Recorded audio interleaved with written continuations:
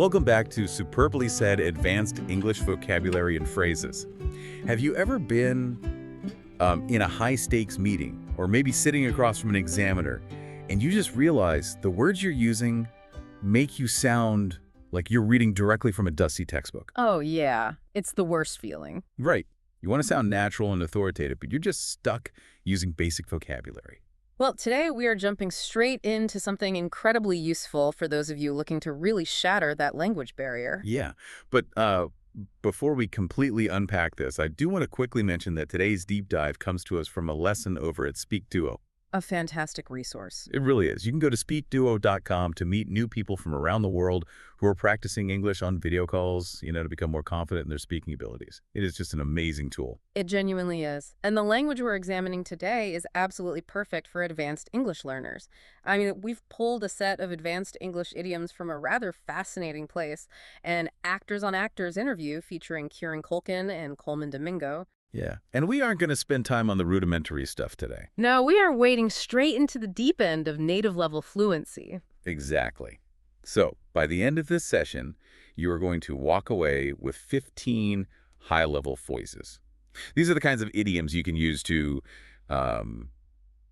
impress your colleagues, dazzle your boss, or just completely wow an IELTS examiner. And to make sure it all actually sticks in your brain, we're going to wrap up with a rapid-fire conversational quiz to test your knowledge. I'm ready for it. Let's start with where professional ambition usually begins these days.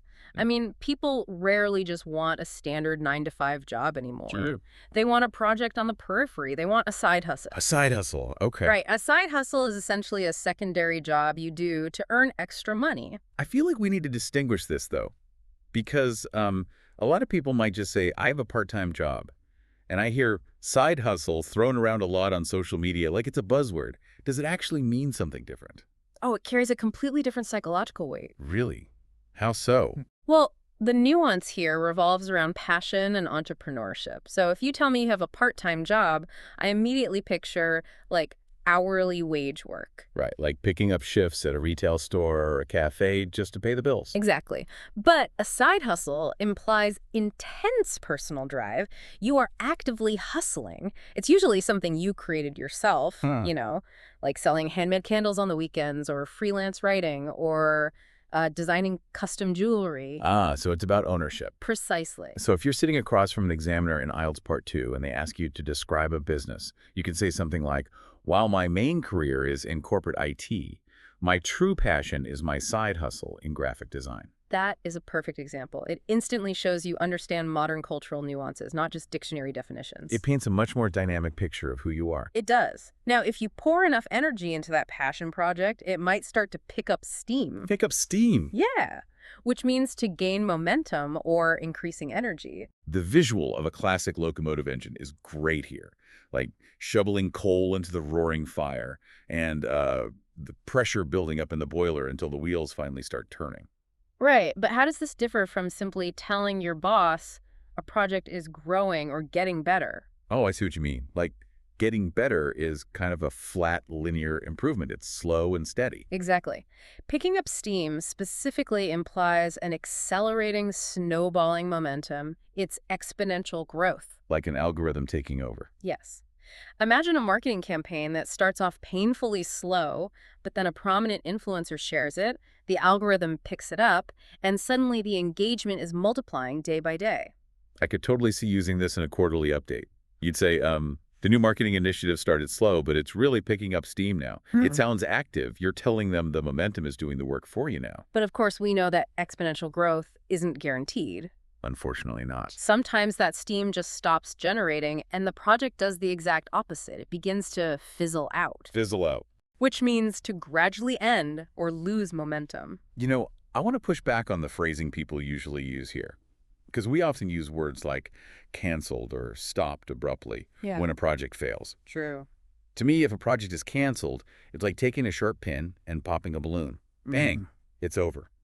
The boss walked in and shut it down. Right, an external force. But if a project fizzles out, it's like a balloon that wasn't tight enough, just slowly leaking air over a week until it's a sad little piece of rubber on the floor. That is the ultimate analogy for this idiom. It's the slow, quiet death of a project or an idea. It usually happens because of a lack of sustained interest or funding or energy, not because of a sudden catastrophic event. So for a real-life example, you wouldn't say your slate was fizzled out by a storm. Definitely not. You'd say, our weekend plans to go hiking fizzled out because people kept canceling. Or the community meetup I organized fizzled out after a few months. Just lost its air. Exactly. Now, when things lose their air like that in a professional setting, there is usually a postmortem to figure out why. Oh, the dreaded postmortem. Right. And that often involves identifying where things went wrong. Let's look at the phrase, drop the ball. Okay. It means to make a mistake or fail a task. Wait, but is it any mistake? Like, if I misspell a client's name in a draft email, did I drop the ball? Not at all. Think of the origin of the phrase. It comes from team sports like basketball or rugby. Oh, literally dropping a ball. Yes. If you drop the physical ball during a play, you aren't just making an isolated mistake for yourself. You are failing a responsibility that your teammates were actively relying on you for. You broke the chain of possession. Precisely. So dropping the ball heavily implies a failure of a shared responsibility. That makes total sense. Like if you forget to send the crucial meeting notes to the team, or you miss a hard deadline that delays everyone else, you could go to your boss and say, I want to apologize. I completely dropped the ball on that data migration, but I already have a fix in place. It shows profound accountability because you acknowledge the team impact. That's a perfect workplace application. But what if the mistake doesn't impact the whole team's timeline, but it happens live right in front of an audience? Like during a presentation. Exactly. Yeah. That is flubbing a line, which means to accidentally mess up your spoken words. Okay. Since this interview was between two actors, Kieran Culkin and Colman Domingo, I have to ask, is this only a phrase for actors on a stage? It's originally from theater, yeah. Because if I say this in a corporate boardroom, will I sound ridiculous? Actually, no, you will sound highly emotionally intelligent. Really? Yeah. Saying I misspoke or I made an error in my articulation sounds incredibly stiff, almost robotic. Flubbing a line adds this lighthearted, slightly self-deprecating nuance to your everyday slip-ups. It acknowledges the mistake while kind of just brushing it off. Oh, I like that. It takes the pressure off the room. If I'm doing a major client presentation and I, stumble over my words on slide 4, I can tell my colleagues later, I totally flubbed a line during the pitch, but I laughed it off and kept going. Exactly. It makes you sound human and resilient instead of panicked. But we do have to acknowledge that some mistakes are too big to laugh off. Unfortunately. Sometimes an external event ruins everything you've built. That's when your plans go out the window. Meaning they're completely discarded or no longer applicable. That is so much more aggressive than saying the plan changed. Oh, absolutely. If a plan changed, maybe you just adjusted a few minor details. If the plan goes out the window, I literally picture someone physically throwing a heavy binder through glass. It is utterly destroyed. It's a total reset of reality. Like, if you are answering an IELTS question about a difficult situation you face, you could say, we had a careful minute-by-minute itinerary for our vacation, but once the tropical storm hit the coast, those plans went right out the window. Wow, yeah. And when your plans go out the window, you usually find yourself in a very specific, high-anxiety situation. You find your back against the wall. Meaning you are in a desperate situation with severely limited options. The physical imagery there is terrifying. It really is. If you are just in a tough spot, maybe you can maneuver around it. If your back is literally against a solid brick wall, you have zero room to retreat. You are completely cornered. Yeah, and your brain is forced into a fight-or-flight response. The pressure has absolutely peaked, and the only way out is forward through the obstacle. Speaking to your colleagues after surviving a massive effort, you might say, with our backs against the wall on this deadline, we pulled an all-nighter to get the servers back online. See, if I'm cornered like that, my instinct is to panic and try to do 20 things at once. Which usually makes it worse. Right. So how do you actually recover from that state? You have to avoid panic and engage in what filmmakers call a rack focus. Rack focus. Figuratively, it means shifting your attention or perspective quickly and completely. Okay, I have to challenge this. Isn't racking focus just a Hollywood buzzword for multitasking? I am so glad you asked that because it is the absolute antithesis of multitasking. Oh, really? Yes. In filmmaking, racking focus is when the camera lens physically shifts its focal plane from an actor in the foreground to an actor in the background. Oh, I know what you mean. The first actor goes blurry. Exactly. The first actor goes completely blurry, and the second actor becomes crystal clear. Multitasking is trying to look at both actors at the same time and keeping them both slightly out of focus and blurry. That makes so much sense. Racking focus is intentionally shifting 100% of your intense concentration from one distinct thing to another. Oh, that is brilliant. It's sequential, intense focus. So if an IELTS examiner asks about a stressful job, you could say, in my role, I constantly have to rack focus between writing complex code and answering urgent client emails. You drop one thing completely to see the other clearly. Spot on. And when you achieve that level of singular focus, you can knock it out. Knock it out. This means to finish a task quickly and effectively. Compare this to just saying, I finished the spreadsheet. That sounds like it took 12 hours and you barely survived the ordeal. Right. It sounds exhausting. But if I say, I knocked it out, it implies I dominated that task. I hit it with speed, competence, and power. It projects immense confidence to whoever is listening. You could casually tell your boss, don't worry about the quarterly report. Leave it to me. I'll knock it out before lunch. And speaking of the quarterly report, if you know the data inside and out, you might be able to use our next phrase, rattled off. Yes. This means to quickly say a list of things from memory. But how is that different from reciting? Well, the essential nuance here is the comparison between reciting and rattling off. If you recite a poem, it's slow, methodical, perhaps a bit labored as you search your memory. Like being back in middle school. Exactly. But if you rattle off information, the speed is staggering. It's almost effortless, like a machine gun of facts. Oh, like when someone asks for a complicated family recipe and you don't even glance at a book, you just rattle off all 14 ingredients without pausing for breath. Precisely. In a work context, you might say, during the stakeholder meeting, she just rattled off all the quarterly metrics from memory. That is a total power move in a boardroom. A power move that requires everyone on the team to hit their marks. Hit their marks. This means to be exactly where you are supposed to be. Another phrase, straight from the actor's toolkit. Yep. Because on a film set, they literally put colorful tape-a-mark on the floor, so the actor knows exactly where to stand for the lighting and camera focus to work. Exactly. So it carries much more weight than just being in the right place. It implies hitting a precise timing or physical location during a highly coordinated, high-stakes team effort. Every single person has to be on their tape for the scene to succeed. You could use this when hyping up your team. Look, we have a complex product launch tomorrow. If everyone hits their marks, it'll be a massive success. And ideally, that new product you're launching will work out of the box. Out of the box, meaning it works right from the very beginning with no setup required. Yes.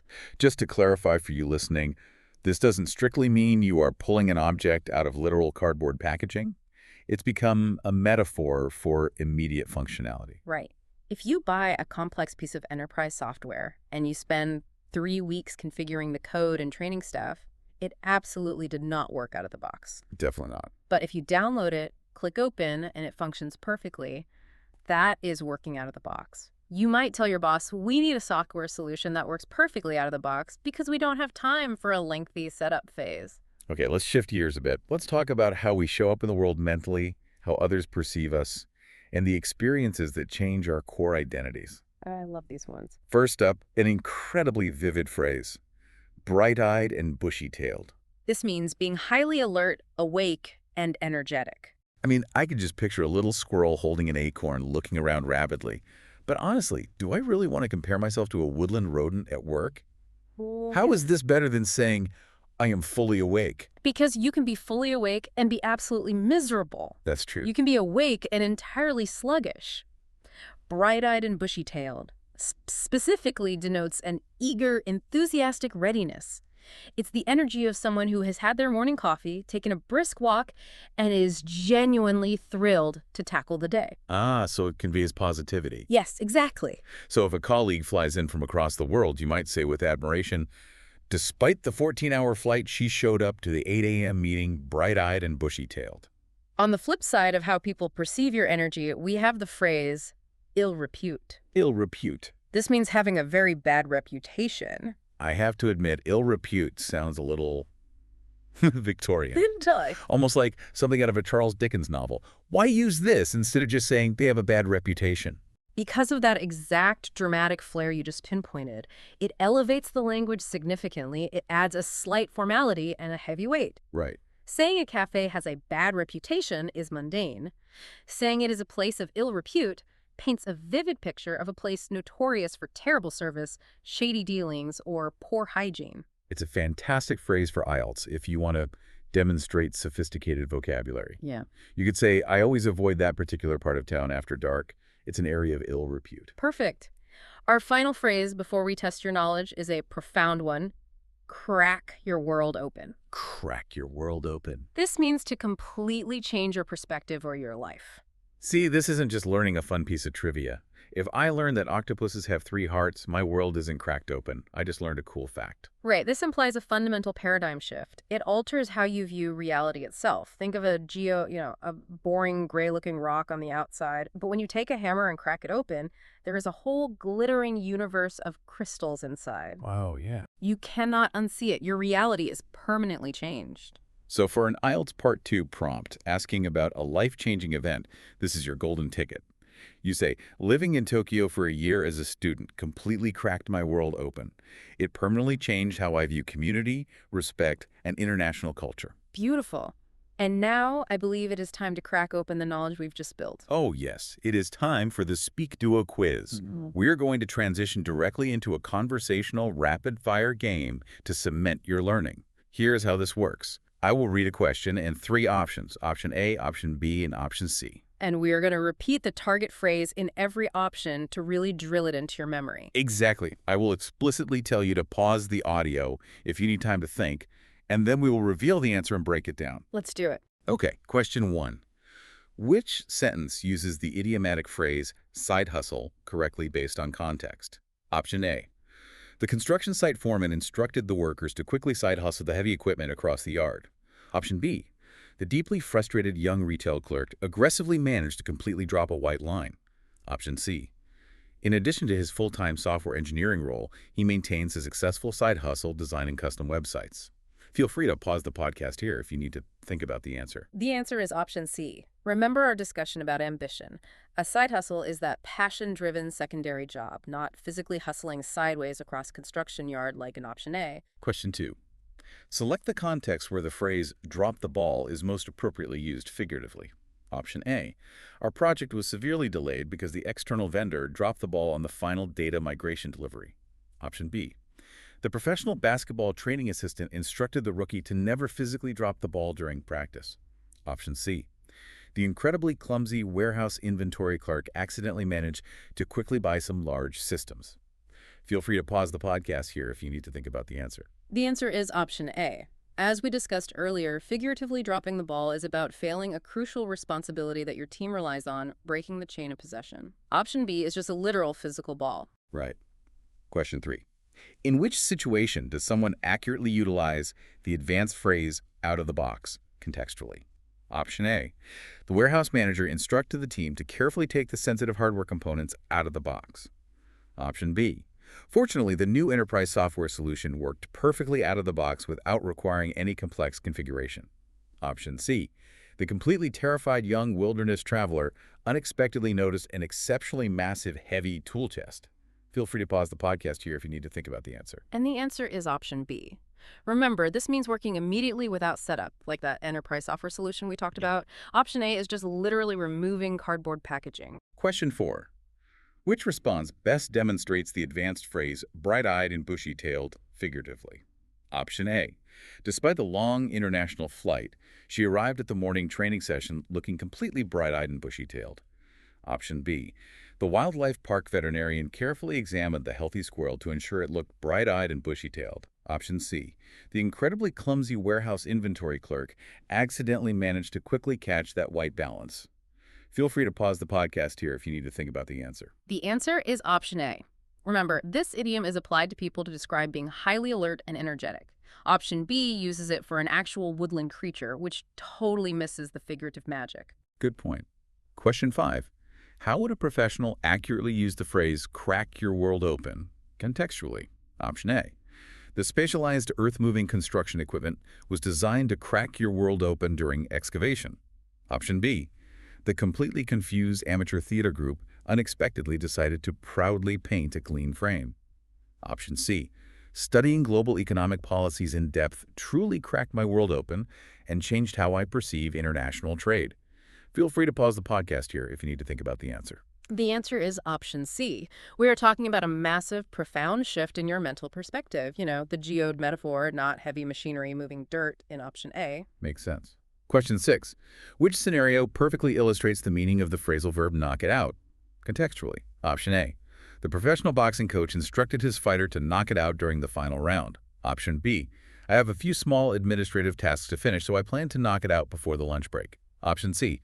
The incredibly clumsy hotel maintenance worker accidentally managed to completely drop that red tray. Feel free to pause the podcast here if you need to think about the answer. The answer is option B.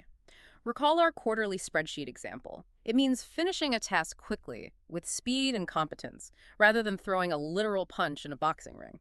Awesome. Almost done. Question 7. Which sentence accurately utilizes the advanced phrase rack focus contextually? Option A. When multitasking, I find I need to rack focus quickly between deep analytical tasks and team communication updates. Option B. The professional cinematic videographer was instructed to rack focus the camera lens onto the background trees. Option C. The deeply confused young kitchen assistant accidentally managed to quickly slice a fresh piece of rack. Feel free to pause the podcast here if you need to think about the answer. So the answer is option A. While option B describes the literal cinematic origin we discussed with the camera lens, option A represents the figurative mental shift, intensely moving 100% of your concentration from one thing to another in a professional setting. All right, last one. Question 8.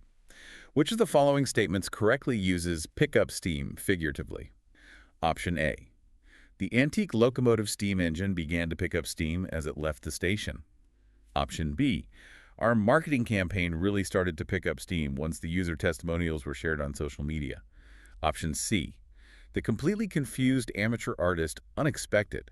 I think option C got cut off there in our notes, but well, feel free to pause the podcast here if you need to think about the answer. The answer is option B. Remember, it's about gaining momentum on a project or campaign, creating that accelerating snowball effect, rather than shoveling coal into an actual train engine like in option A. And that concludes the SpeakDuo quiz. Hopefully you didn't drop the ball on too many of those. Before we sign off, I want to leave you with a final thought to mull over. Okay, let's hear it. Notice how many of these advanced phrases we unpacked today. You know, rack focus, hit your marks, flubbing a line. They come directly from the world of acting, film, and theater. Oh, wow. Yeah, I didn't even realize the pattern. It raises a genuinely fascinating question about how we view our own professional lives. When you walk into your office or when you sit down for a high-pressure exam, are you just completing tasks? Or are you, in a very real way, performing a role? That's a great point. The very language we choose to describe our intense focus and our embarrassing mistakes reveals that we implicitly understand this dynamic. We are all, in a way, actors on a stage, trying desperately to hit our marks before the project fizzles out. That is deeply profound. It really makes you rethink the character you are playing in your next Tuesday morning meeting. It sure does. Thank you so much for joining us to upgrade your vocabulary. We highly encourage you to take one or two of these phrases and actively practice them this week. Test them out with a language partner on SpeakDuo or weave them into your English exam prep. Until next time, keep learning, keep practicing, and we will catch you on the next deep dive.